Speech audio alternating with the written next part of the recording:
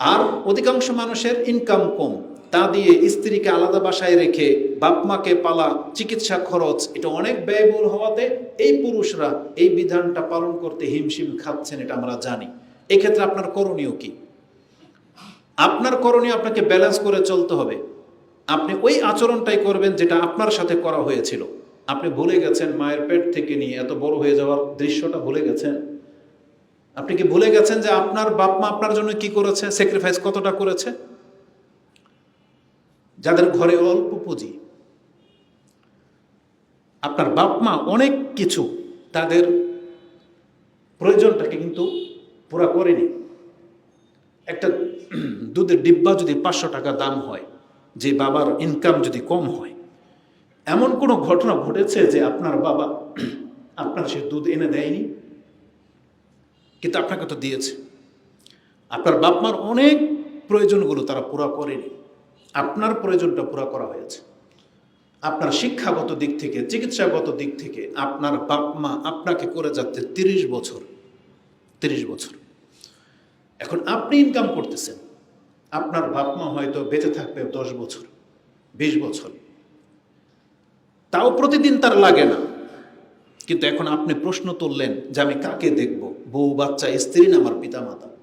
আপনি ওটাই করবেন যেটা আপনার বাপ মা আপনার সাথে করেছে।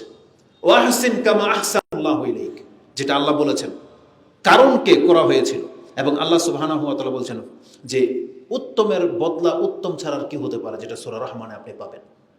আল্লাহ সুবহানাহু ওয়া তাআলা আপনার পিতামাতা আপনার সাথে যে আচরণটা করেছে আপনাকে ওটাই করতে বলা হয়েছে। দোয়াতে এটাই আছে, রাব্বিরহামহুমা কামা রাব্বায়ানি সাগীরা। ছোটবেলায় আমার উপরে যে ইহসান করা হয়েছিল, আল্লাহ তুমি আমার বাপ মার উপরে এভাবে ইহসান করো। কিন্তু আপনি আজকে ভুলে গেলেন। এই জন্য কাকে প্রাধান্য দিবেন? আপনি প্রয়োজন অনুযায়ী প্রাধান্য দিবেন। একদিকে আপনার সন্তান, আপনার ওয়াইফকে রাখেন, একদিকে যদি আপনার বাপ মা দাঁড়িয়ে যায়, কার প্রয়োজনটা বেশি সেটা আপনাকে দেখতে হবে। বাপ মার প্রয়োজন যদি এখানে বেশি হয়ে যায়, তার চিকিৎসার প্রয়োজন হয়, আর এই ক্ষেত্রে যদি ওই দিন আপনার ঘরের বাজার না করতে হয়, তাহলে আমি মনে করব আপনাকে প্রাধান্য দিতে হবে বাপ মার চিকিৎসাটাকে। ইসলাম এটাই বলতেছে। এখন আপনি এটাকে একতরফা ভাববেন, এটা আপনার ব্যাপার। যারা এটা করে দেখাতে পারবেন, আপনি কামিয়াব, জেনে নেন। যদিও বিষয়টা খুব কঠিন, কিন্তু করতে পারলে আপনি কামিয়াব। আপনি ভুলে গেছেন একটা হাদিস, আমি আপনাকে স্মরণ করিয়ে দিই। ওই 3 ব্যক্তির ঘটনা, যে পাহাড়ের গুহার মধ্যে ফেসে গিয়েছিল। তারা একটা ঝড়ের কবলে পড়ে গুহাতে আশ্রয় নিয়েছে, পাহাড় বন্ধ হয়ে গেছে। আল্লাহ যখন কোনো ঘটনা ঘটান বা ওই সংবাদটা যখন আমাদের কাছে দেন, আল্লাহ এটাই শিক্ষা দিতে চাচ্ছেন যে তোমরা এটাই করো, তাহলে তুমি বিপদ থেকে মুক্ত হয়ে যাবে। সেটা কি? 3 ব্যক্তি যখন গুহার মধ্যে আশ্রয় নিয়েছিল, হঠাৎ করে একটা পাথর এসে গুহার মুখটা বন্ধ হয়ে যায়। তখন 3 ব্যক্তি বলাবলি করছিল, আজকে আমাদের বাঁচার উপায় নাই, একটা উপায় আছে, যে তোমার জীবনের সবচেয়ে সৎ কাজ যেটা, সবচেয়ে ভালো কাজ যেটা তুমি আল্লাহর জন্য করেছিলে, আজকে ওই কাজটার বিনিময়ে আল্লাহর কাছে দোয়া করো, হতে পারে আল্লাহ আমাদেরকে উদ্ধার করবেন। এই ভাষাটাই আছে। তারা বলেছিলেন, উনজুর আমালান আমিলতুমুহা লিল্লাহি সলিহাত, তোমরা আল্লাহর জন্য করেছো ওই সমস্ত আমলগুলোকে মাথায় নিয়ে আসো, এবং তার মধ্য থেকে সবচেয়ে বেটার তোমার কাছে যেটা মনে হচ্ছে যে আমি এই কাজটা আমার কাছে সবচেয়ে বেশি ভালো মনে হয়েছে বলে মনে করি, ওটা দিয়ে তুমি আল্লাহর কাছে দোয়া করো। বলা হয়েছে ফাদউল্লাহ বিহা লাআল্লাহু, হতে পারে তিনি ইয়াফরুজাহা, আমাদেরকে তিনি এই পাথর থেকে বের হওয়ার রাস্তা করে দিবেন। তারা তাই করলো। প্রথম ব্যক্তি তিনি আল্লাহর কাছে দোয়া করতে লাগলেন। তিনি বলেছেন, বাংলায় বলে দিয়ে হাদিসটা যেহেতু লম্বা, তিনি বলেছেন, আল্লাহুম্মা ইন্নাহু কানা লিওয়ালিদানে শাইখানে কাবিরানে, আল্লাহ তুমি তো ভালো করে জানো আমার বৃদ্ধ একজন পিতামাতা ছিলেন, এবং আমার সন্তানও আছে, হাদিসে ডিটেলস আছে, সন্তানও আছে, ছোট ছোট সন্তান ছিল, কিন্তু আমি তাদের রিজিকের জন্য ওই বকরি পালতাম, দুধ দহন করে ফিরে এসে তাদেরকে আমি খাবার জোগাতাম। আমি প্রথম যেই কাজটা করতাম, তিনি এখানে বলেছেন, আমি সর্বপ্রথম ওই দুধের পেয়ালাটা এনে আমি আমার পিতামাতার কাছে যেতাম, তাদেরকে প্রাধান্য দিতাম। কোনো দিনই আমার কোনো সন্তানকে টাচ করতে দেইনি। এটা আমার বাপ মার জন্য আমি করেছি। কোনো একদিনের ঘটনা, একটা গাছ পড়ে গেছে, তিনি আসতে লেট হয়ে গেছে, অনেক রাতে তিনি বাসায় ফিরেছেন, এসে যখন দুধের পেয়ালাটা বাপ মার কাছে নিয়ে গেছেন, যে তখন তারা ঘুমিয়েছিলেন, তখন বাচ্চাগুলো এখনো ক্ষুধার্ত, কান্না করতে তার পায়ের নিচে, কিন্তু তিনি বলতেছেন আমি আল্লাহ ভ্রুক্ষেপ করি নাই, যেহেতু আমার নীতি এটা, আমি প্রথম আমার বাপ মাকে দেব। এই জন্য আমি আমার সন্তানের দিকে পর্যন্ত তাকাই নাই, যে তারা ঘুমিয়ে গেছে আমি তাদের মাথার কাছে দাঁড়িয়ে গেলাম, যে তাদেরকে জাগানোটা আমি অপছন্দ করতেছি, যে তারা খাবে তারপরে এই নিয়ম ভাঙবে না। সকাল হয়ে গেল, ওই অবস্থায় আমি আমার বাপ মাকে প্রথম খাইয়েছি, তারপরে আমার সন্তানদেরকে দিয়েছি। আল্লাহ, এই কাজটা যদি আমি তোমার সন্তুষ্টির জন্য করে থাকি, তাহলে তুমি আমাদেরকে এখান থেকে উদ্ধার করো এবং আকাশ দেখার মতো তৌফিক আমাদেরকে দিয়ে দাও। রাসূল বলতেছেন, পাথরটা সরে গেল, পাথরটা সরে গেল। তাহলে একজন ব্যক্তি বিপদে ফেসে যাচ্ছে, আর আল্লাহ তাকে এখান থেকে উদ্ধার করবেন কিসের ভিত্তিতে? বাপ মার প্রতি এহসান করার কারণে, তাদেরকে এতটা সম্মান দেওয়ার কারণে যে তাকে প্রাধান্য দেওয়া হবে। আর আজকে আমার বক্তব্যকে, আমাদের বক্তব্যকে আপনি বলতেছেন এটা একতরফা। আপনিও তো একদিন পিতামাতা হবেন, আপনিও তো আপনার সন্তানের কাছে এই রেসপেক্টটা আশা করেন, নাকি সেটা আপনি আশা করেন না? যার সন্তান এমন, তার প্রশংসা করতে হবে। আমাদের ওই প্রত্যেকটা ভাই প্রশংসিত যারা তার পিতামাতাকে সম্মান করে, যারা তার পিতামাতাকে প্রাধান্য দেয়। আমরাও পিতামাতা হয়েছি, বৃদ্ধ যারা আছেন তারাও পিতামাতা। আজকে মনে হচ্ছে বক্তব্যটা তাদের জন্য না, বরং তাদেরও পিতামাতা আছে, তারাও তাদের পিতামাতার সাথে এমন হওয়া উচিত, বা তারা করেছেন। এই জন্য প্রত্যেকটা ব্যক্তি আমরা একসময় বড় হব, আমাদের পিতামাতা আমাদের কাছ থেকে হারিয়ে যাবে। আমি আমার ব্যক্তি এই কথাগুলো মনে পড়লে কষ্ট এই জন্য হয়। একটা সময় আমার আর্থিক দিক থেকে ভালো ছিল না, যখন আমার মা ছিল, কিন্তু এখন আমার আর্থিক দিক থেকে আমি সচ্ছল, কিন্তু আমার মা নাই। এখন চাইলেই কি আমি তার কবরে এসে লাগাই দিতে পারবো? চাইলেই কি তার জন্য আমি ভালো দামি ওষুধ এনে দিতে পারবো? এগুলোর কোনো প্রয়োজন আছে তার? কিন্তু কিছুদিন আগে তো এটা আমার কাছে কষ্ট মনে হয়েছিল যে এত টাকা খরচ হয়ে যাচ্ছে, কিন্তু আল্লাহ সুবহানাহু ওয়া তাআলা তো সেটা ছিনিয়ে নিলেন। এই জন্য পিতামাতাকে আল্লাহ সুবহানাহু ওয়া তাআলা জান্নাতের দরজা বলেছেন, যার দরজা খোলা আছে এখন পর্যন্ত, আপনি জান্নাতের রাস্তা করে নেন। এটা বন্ধ হয়ে গেলে কিন্তু এই রাস্তা দিয়ে আপনি কোনোদিন জান্নাতে ঢুকতে পারবেন না।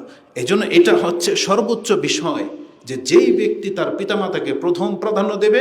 এই হাদিস রাসূল আমাদেরকে জানিয়েছেন। হাদিস তো বুখারী মুসলিমের কিতাবুল বিররি ওয়াল আদব, ইমাম বুখারী রাহিমাহুল্লাহ 5974 এবং মুসলিমে হাদিসটি 6842 রয়েছে। কেন আমাদেরকে জানানো হয়েছে? যে তোমরা প্রত্যেকটা ব্যক্তি জেনে রাখো, যেই ব্যক্তি জীবনের সব ক্ষেত্রে বাপ মাকে প্রাধান্য দেবে তাকে আল্লাহ বিপদ মুক্ত করবে, এটা আল্লাহর ওয়াদা। বাপ মা যদি মুশরিকও হয়, বাপ মা মুশরিক হলেও আল্লাহ বলেছেন সে মুশরিক, উপরন্তু তোমাকে যদি অনৈতিক কোনো কাজের আদেশ করে, আল্লাহর নাফরমানের আদেশ করে, ফালা তুতিহুমা, তবে তাদের আনুগত্য করবে না। ওয়ালাকিন ওয়াসাহিবুহুমা ফিদ দুনিয়া মারুফা, কিন্তু তাদের সাথে উচ্চবাচ্য করার ক্ষমতা তোমার নাই। তোমার বাপ মা কাফের, জালেম, তোমার সাথে অনেক জুলুম করেছে, তোমাকে ডাস্টবিনে ফেলে দিয়েছে, কিন্তু বড় হয়ে জানতে পেরেছিল এটা তোমার মা। আল্লাহ বলেছেন ওয়াসাহিবুহুমা ফিদ দুনিয়া মারুফা, তার সাথে দুনিয়াতে তোমাকে ভালো আচরণ করতে হবে। এটা প্রত্যেকটা মহিলাকে কান খাড়া করে শুনতে হবে, যারা তাদের স্বামীর এই আচরণে অতিষ্ঠ হয়ে গেছেন, জুলুম মনে করছেন আপনি, না আপনার মাইন্ডকে আপনি ক্লিয়ার করেন তাকে, বরং আপনি ওই মহিলার মতো হন যে তার স্বামীকে বোঝায় যে তুমি তোমার মার সাথে ভালো আচরণ করো, তুমি তোমার পিতার সাথে ভালো আচরণ করো, তুমি তোমার ভাই বোনদেরকে রেসপেক্ট করো, এবং আপনার ঘরে আসতে যেন কোনো বোন, কোনো খালা ফুফু যেন ইতস্তত বোধ না করে। আপনাকে এই চরিত্রের মহিলা হইতে হবে। আপনাকে পুরো বিষয়টা বুঝতে হবে যে ইসলাম আসলে বলেছে কি। আমি যখন বলবো যে পিতামাতা, ভাই বোন, আত্মীয় স্বজনের হক আদায় করতে হবে, আপনি আপনার অ্যাঙ্গেল থেকে ভাবেন, আপনার কি বোন নাই, আপনার কি ভাই নাই, তাহলে আপনি আপনারটা আদায় করবেন। সেখানে তো আপনার স্বামী ইন্টারফেয়ার করার অধিকার রাখে না। প্রত্যেকটা মহিলা তো চায় যে আমিও আমার মা, খালা, ফুফু, ভাই বোনদেরকে রেসপেক্ট করি, প্রত্যেকটা মহিলা চায়, কিন্তু স্বামীদের কারণে পারে না। কারণ স্বামীদের অনেক এরকমের কমপ্লেন আছে, তারা তাদের ফ্যামিলিকে পছন্দ করে না, তাদের বাসায় আসতে দেয় না, কোনো কিছু গিফট দেয় না। এটা উচিত নয়। স্বামীদেরকেও উচিত আপনার স্ত্রীকেও এই ইবাদতে অংশ নেওয়ার সুযোগ করে দেওয়া। আপনি বলবেন যে তুমিও তোমার বাপ মার খোঁজ খবর রাখো, মাঝে মাঝে মাঝে মাঝে কিছু দেন না, আরে 500 না পারেন 100ই দেন, বলেন যে মাঝে মাঝে তোমার মা বোনকে বা কিছু দিবা, আপনি সুযোগ করে দেন সেটা। আমাদের প্রত্যেককেই একে অপরকে সাহায্য সহযোগিতা করতে হবে। বিষয়টা আপনি সহজভাবে নেওয়ার চেষ্টা করেন, এটাতে আপনার কল্যাণ আছে। কারণ কোনো ব্যক্তি যদি আত্মীয়তার সম্পর্ক ছিন্ন করার সবব হয়, কারণ হয়, এ কিন্তু জান্নাতে ঢুকতে পারবে না। গত খুতবায় কিন্তু আমরা এটা বলেছি, কারণ রাসূল বলেছেন যেই ব্যক্তি আত্মীয়তার সম্পর্ক নষ্ট করে সে জান্নাতে ঢুকতে পারবে না। লা ইয়াদখুলুল জান্নাতা কাতিউ রাহমিন, রাসূল বলেছেন আত্মীয়তা সম্পর্ক নষ্টকারী ব্যক্তি জান্নাতে প্রবেশ করতে পারবে না। এমনকি আত্মীয়তার সম্পর্ক আরশের মধ্যে লটকিয়ে ঝুলন্ত অবস্থায় আছে, এবং আত্মীয়তার সম্পর্ক বলে আল্লাহুম্মা, আল্লাহ তুমি তার সাথে সম্পর্ক বজায় রাখো যে আমার সাথে সম্পর্ক বজায় রাখে, আল্লাহুম্মা তার সাথে তুমি সম্পর্ক ছিন্ন করো যে আমার সাথে সম্পর্ক ছিন্ন করেছে। এটা আমরা গত পর্বে আলোচনা করেছি, যেটা মুসলিমের হাদিসে রয়েছে। তো আমি আশা করি যে এই বক্তব্য থেকে আপনি ক্লিয়ার একটা দিক নির্দেশনা পাচ্ছেন। সেটা হলো আমাদেরকে ব্যালেন্স করতে হবে। বাপমার খেদমতের ক্ষেত্রে কি ভূমিকাটা আপনি রাখবেন, স্ত্রীদের ক্ষেত্রে কি করবেন, সন্তানদের ক্ষেত্রে কি করবেন, সেটা আপনি জানেন। আমাদের প্রত্যেকটা ব্যক্তি তার সন্তানের জন্য অনেক বেশি সফট, অনেক বেশি তার অন্তর ভুলে যায়। সেই ক্ষেত্রে অনেক সময় সে পিতামাতাকে পর্যন্ত গালাগালি করে বা পিতামাতার সাথে সে খারাপ আচরণ করে নিজের সন্তানের জন্য, কিন্তু ভুলে যায় না আপনি তার কাছ থেকে এসেছেন, আর এটা আপনার কাছ থেকে এসেছে। আপনার যেমন এই সন্তানের জন্য খারাপ লাগে, আপনার জন্য আপনার পিতামাতারও ঠিক ততটাই খারাপ লাগে। এটা আপনাকে বুঝতে হবে। তো ব্যালেন্স করতে হবে। এবার আসুন, যে সমস্ত পুরুষরা এই বক্তব্য শুনবেন, আপনার ঘরেরও দায়িত্ব আছে। এমন না যে আপনি আপনার ঘরকে অন্ধকার করে দিয়ে আমরা আপনাকে বলতেছি না কথা যে আপনি খালা ফুফু চাচা মামাদেরকে নিয়ে থাকেন, এটা বলতেছি না।